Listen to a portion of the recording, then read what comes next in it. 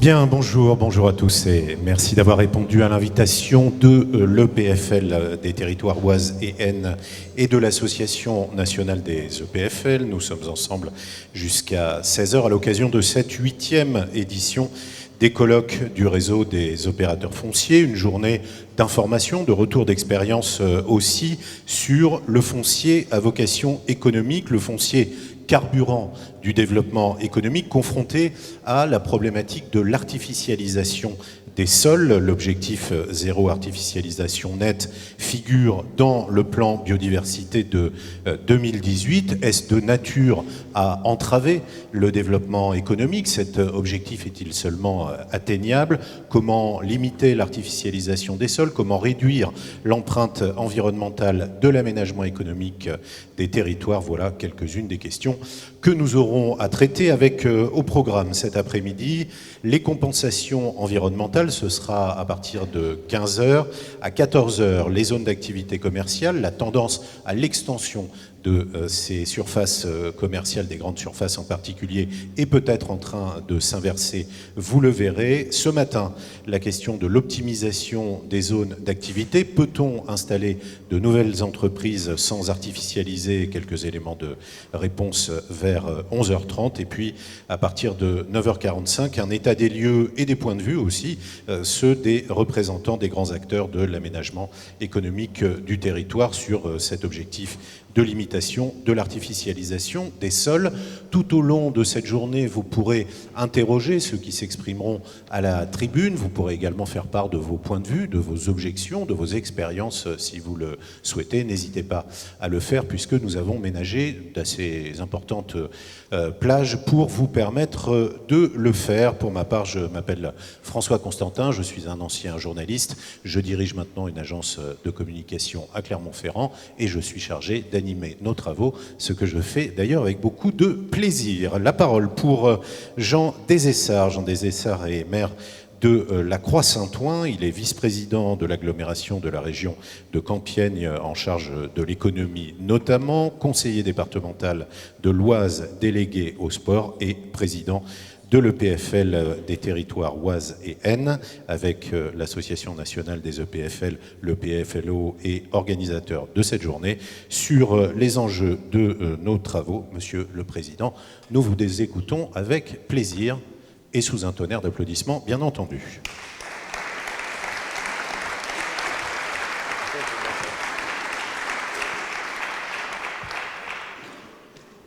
Ça fonctionne, oui. C'est bien parce que vous avez prévu aussi des petites recharges au cas où souvent les micros, ça... Bien, mesdames et messieurs, bonjour. Alors j'ai l'honneur de démarrer les quelques discours que vous verrez, que vous allez entendre, pardon. Madame la présidente du conseil départemental, chère Nadège Lefebvre, monsieur le président des EPFL, monsieur le premier adjoint de la ville de Compiègne, conseiller régional, mesdames et messieurs les élus, mesdames et messieurs les présidents, chers amis, j'ai le privilège d'ouvrir ce 8e réseau des opérateurs fonciers qui se tient aujourd'hui dans ce magnifique lieu qu'est la salle des gardes du Palais Impérial. Ancienne résidence d'été de la cour, remis en état par Napoléon Ier pour y accueillir sa seconde femme, et oui, déjà à l'époque, l'impératrice Marie-Louise, le palais connu aussi ses heures de gloire sous le Second Empire. C'est Louis XV qui l'a démarré à l'époque. Compiègne est aujourd'hui la seule des résidences impériales à présenter un ensemble homogène de décors et de mobilier Premier Empire. Mais revenons à ce qui nous occupe aujourd'hui et sur initiative de l'Association des établissements publics fonciers locaux d'organiser à Compiègne ce 8e réseau des opérateurs fonciers dont l'ambition est de réunir autour de multiples sujets ayant trait à la mise en œuvre opérationnelle des stratégies et politiques foncières élus et techniciens des EPF locaux comme des EPF d'État, des SAFER dont je salue le président qui est là, Emmanuel, il est là tout à l'heure, je l'ai vu tout à l'heure, devant, voilà, des collectivités, agences d'urbanisme et des autres opérateurs qui sont présents, aménageurs, bailleurs sociaux, opérateurs, notaires également, merci de votre présence.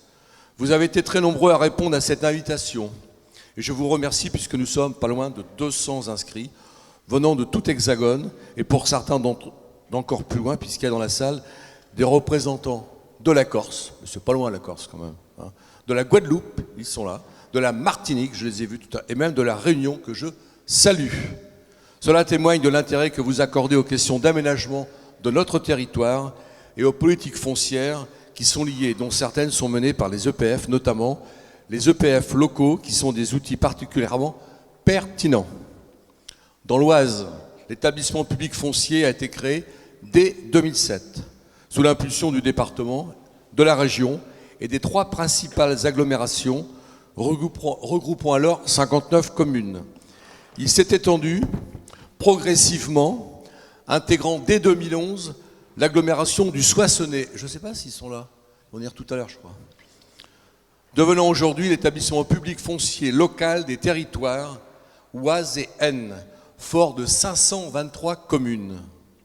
Sur ce territoire, nous avons donc fait le choix d'un outil local, ce qui a l'an dernier donné un certain nombre de débats et de prises de position face aux propositions d'extension, voire de superposition sur notre territoire, du périmètre de l'EPF d'État Nord-Pas-de-Calais. Vous avez bien compris que nous n'y étions pas favorables, et nous l'avons expressément, fermement d'ailleurs, dit, écrit, ce qui ne nous empêche pas d'associer à cette journée et d'accueillir chaleureusement un certain nombre de représentants des EPF d'État, parce qu'en fin de compte, ce qui est important, c'est que les territoires, tous ensemble, nous soyons dotés, adaptés aussi, pour mener leur politique foncière. Je vais laisser la parole, j'en ai terminé, à Michel Foubert, représentant le maire de l'agglomération de la région de Compiègne. En tout cas, je vous souhaite une très bonne journée. Merci beaucoup. Et merci à vous. Jean Desessarts, président de l'EPFL des territoires Oise et Aisne. Michel Foubert, en effet, qui nous a rejoint, conseiller régional des Hauts-de-France, vice-président de l'agglomération de la région de Compiègne et premier adjoint au maire de Compiègne, chargé en particulier de l'économie et de l'urbanisme. Merci, monsieur le maire, d'être avec nous. Merci à tous de votre présence. Je voudrais à mon tour saluer, bien entendu, le président Jean Desessarts, Madame la présidente du conseil départemental, Nadège Lefebvre. Je voudrais remercier plus particulièrement Monsieur Rodolphe Rapetti, qui est le directeur de ce grand ensemble, à la fois château, à la fois parc, à la fois également le château de Blérancourt, et qui nous accueille aujourd'hui dans ce magnifique endroit, digne de la hauteur des débats que vous aurez tout le long de la journée, Monsieur le Président, avec les autres membres ici présents. Quelques mots pour vous dire l'importance locale, puisque je suis un peu le local de l'étape, de l'EPFLO. Bon. Les établissements publics fonciers locaux, donc Oise et Aisne, ici, interviennent de façon extrêmement précise et utile pour les agglomérations que nous sommes. L'agglomération de la région de Compiègne, Philippe Marigny et moi-même, je le représente au conseil d'administration, sont parmi les membres fondateurs. Immédiatement, ils ont perçu en 2007, vous l'avez souligné, l'importance de la question foncière. Et la question foncière, on l'avait déjà anticipée en termes d'économie d'espace, en termes de vouloir faire le développement économique en même temps que le développement de l'habitat, en même temps que le développement de l'agriculture, en même temps que l'agrément de l'ensemble des territoires. En quelque sorte, je disais à Monsieur le préfet de l'Oise il y a quelque temps, lorsque nous établissons nos documents d'urbanisme, c'est un peu comme un attelage à 8 chevaux. Nous avons beaucoup de rênes entre les mains et il faut faire en sorte que l'attelage aille droit, à la fois en faisant l'économie de l'espace, en faisant tout ce que je viens de dire et en faisant en sorte qu'en effet, localement et nationalement, la France puisse prendre son élan dans le concert des nations tout en préservant son environnement, tout en préservant toute forme de ses économies, y compris l'économie agricole.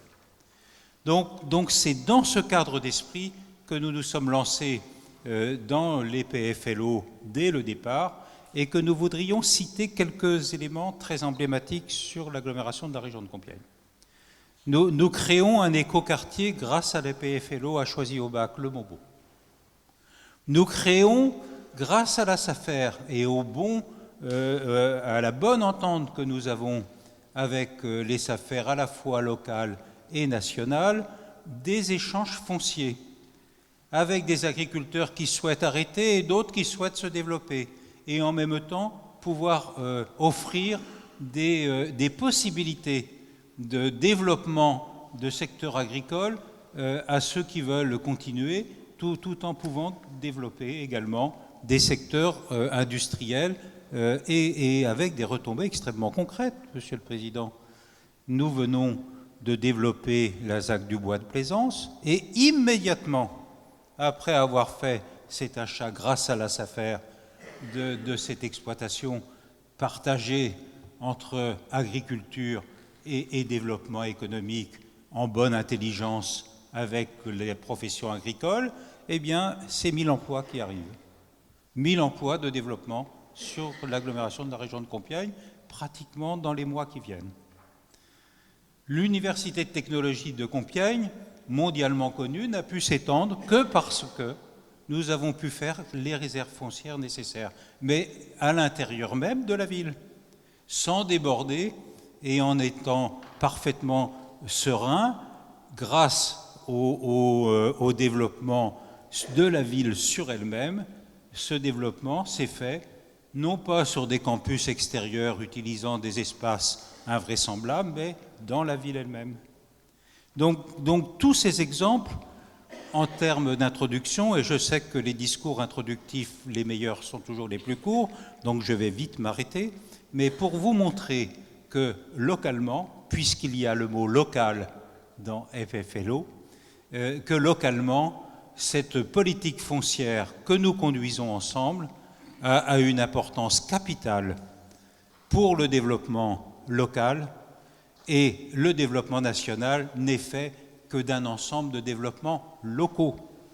Et ces développements locaux, eh bien, nous voulons les faire en grande intelligence. Et je salue ici Monsieur le Président de l'Association nationale des EPFLO, Monsieur Bellonte, qui va développer tous ces thèmes tout le long de la journée. Et en effet, eh bien, Monsieur le Président Jean Desessarts, Monsieur le Président Bellonte, c'est le moins que l'on puisse faire de réserver une grande journée de travail à ces éléments essentiels de l'aménagement du territoire au profit de tous. Merci. Et merci à vous, Michel Foubert, de nous accueillir dans ce lieu magnifique. En effet, vous citiez Alphonse Bellonte, il est avec nous. Alphonse Bellonte est maire de Saint-Nectaire, il est vice-président de la communauté de communes du massif de Sancy, c'est dans le Puy-de-Dôme en Auvergne.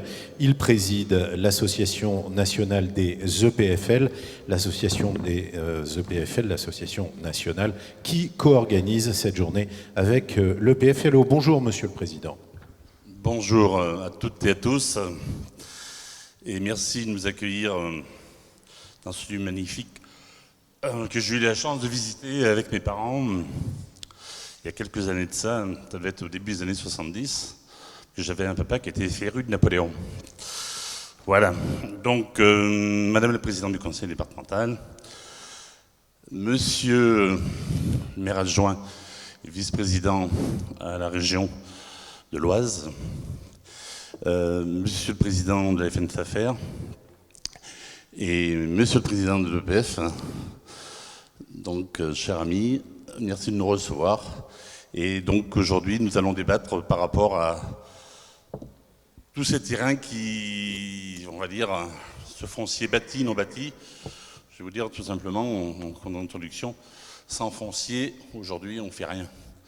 Donc la maîtrise foncière est très très importante.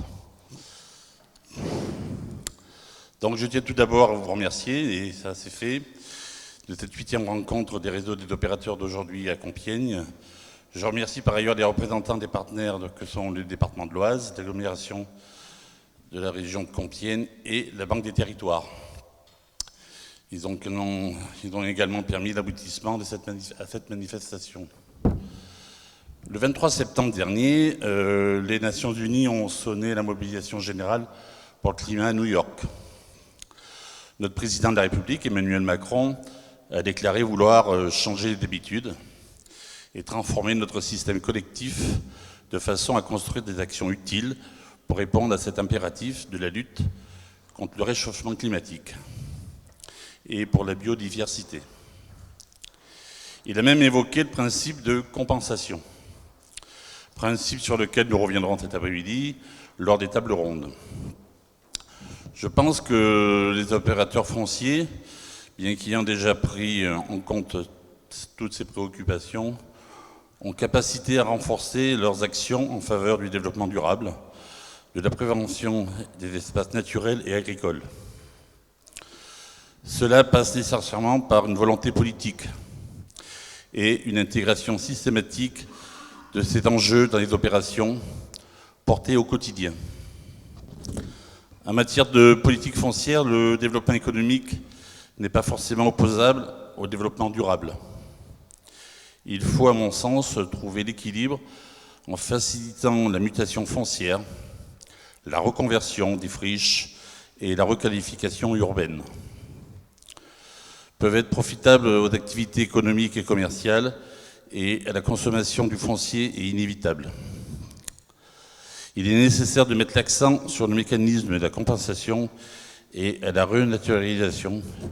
Certes, ces mécanismes peuvent être impactants pour l'équilibre financier à court terme, mais je suis convaincu qu'ils permettront de réduire les coûts et les difficultés à long terme.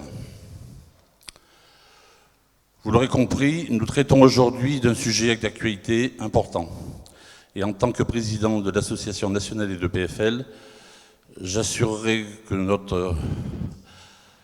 nous restions proactifs sur ce sujet qui est très important.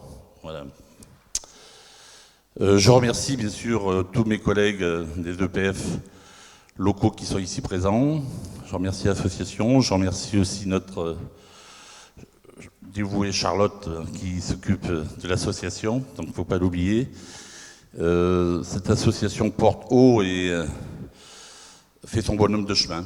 On avance tous ensemble et on est là pour soutenir les collectivités territoriales. Nous sommes au service des collectivités territoriales et créés par les collectivités territoriales. Voilà le sens des EPFL. Donc je ne vais pas rester trop longtemps au micro et je vous souhaite de riches échanges et une très bonne journée à toutes et à tous. Voilà. Et je remercie aussi les services de l'État qui sont présents. Madame Borne, merci d'être là.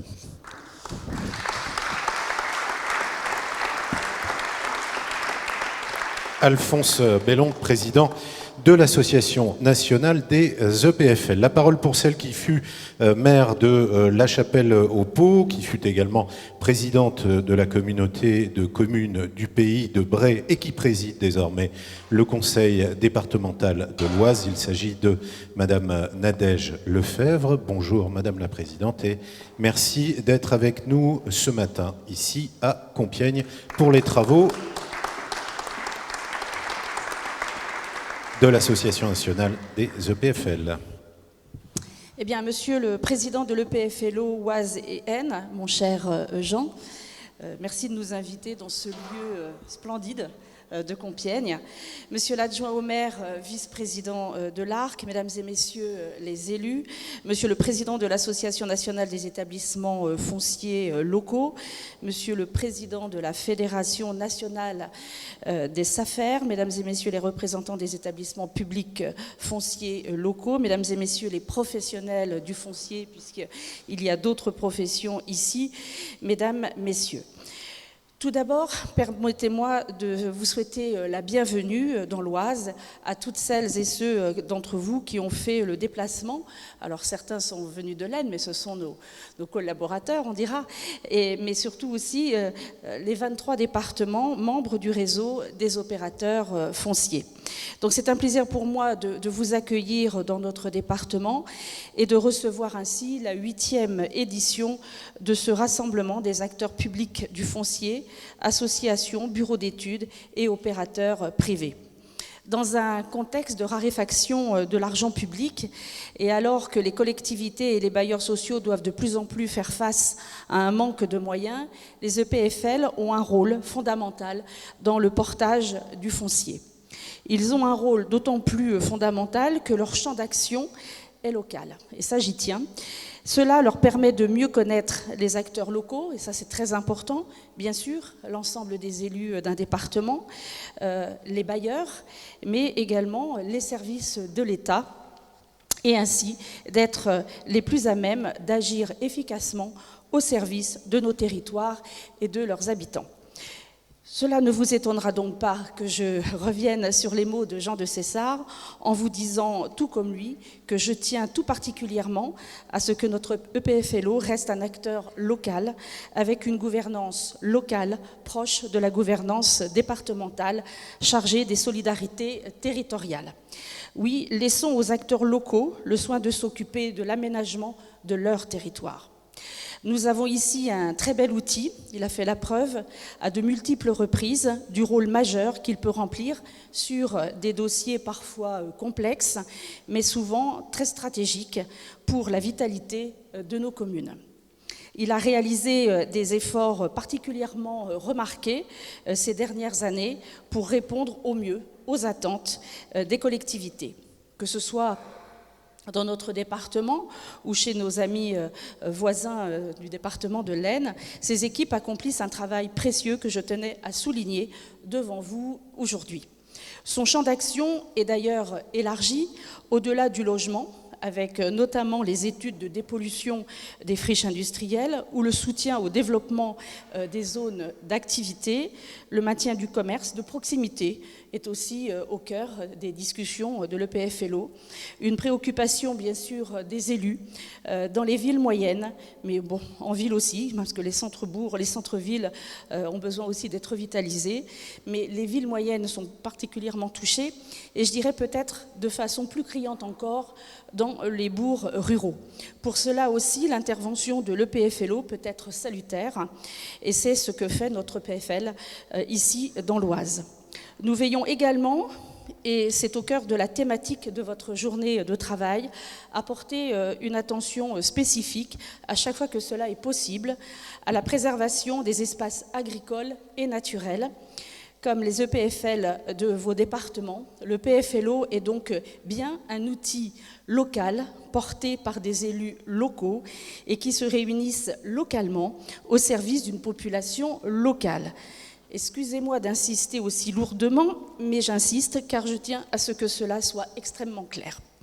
Vous pouvez compter sur moi et mon attachement à la proximité dans la prise de décision pour défendre ce modèle qui fonctionne.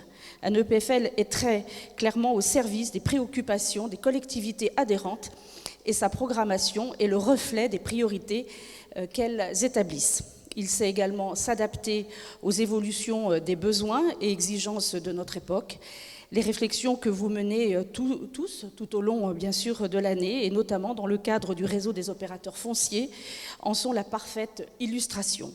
La question du rôle du foncier comme, on va dire, carburant du développement économique que vous posez aujourd'hui et qui est un sujet très intéressant, et la réflexion menée parallèlement au foncier économique face à l'objectif de zéro artificialisation nette entrent totalement dans les problématiques qui se posent sur nos territoires. Donc je tenais donc à être présente ce matin pour l'ouverture de vos travaux, pour vous exprimer bien sûr mon soutien et à saluer l'action que vous menez, que nous menons tous ensemble au service des habitants de notre département. Donc je vous souhaite une bonne journée de travail et puis longue vie aux EPFL.